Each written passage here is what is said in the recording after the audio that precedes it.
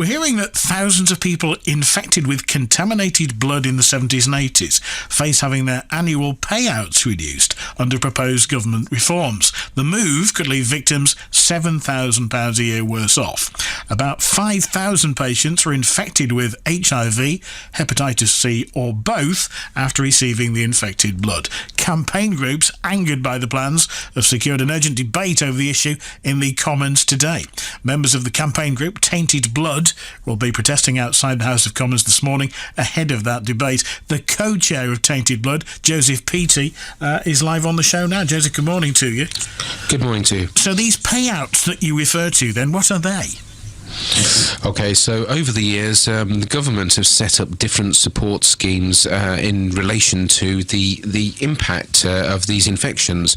So if you look right the way back to HIV, 1988, they set up a charity to help with some small charitable payments, all means tested, and you have to basically go along begging for them. And over time, they've set another one up for hepatitis C. These have always been inadequate, and the government have never met their commitment to ensure the funding of these charities would meet the needs of the people infected. So there have been a number of tweaks over the years, but finally we seem to be getting somewhere. Government seem to be listening and talking to us over the last 6 years, and they finally produced a consultation to look at reforms and settle this once and for all. But victims could be £7,000 a year worse off, though. It is astonishing, isn't it? We're after 30 years, and in particular the last 6 years, where they've made encouraging sounds that they want to sort this out.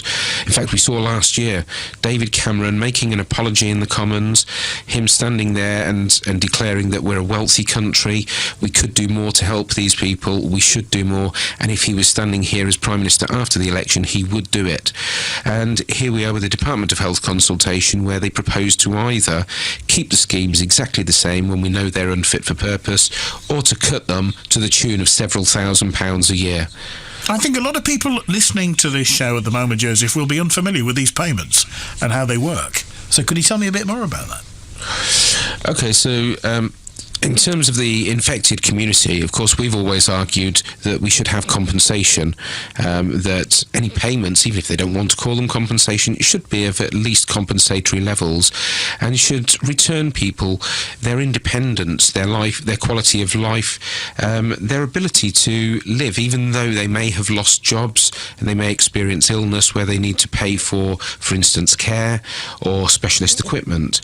And what we've seen is a government response which is just to barely lift people above the poverty line. So what is the payment called then? What is it that they're claiming? It's not a benefit payment as such. It's just a charitable support payment, or the government sometimes call them ex gratia payments. And how many people could we be talking about here, Joseph? Well, overall, the department have acknowledged that they would have to support no more than 6,000 people, although they sometimes put out very large and scary figures. And of these 6,000 people, 2,500 people nearly are already dead from these infections. So you've got their families to consider.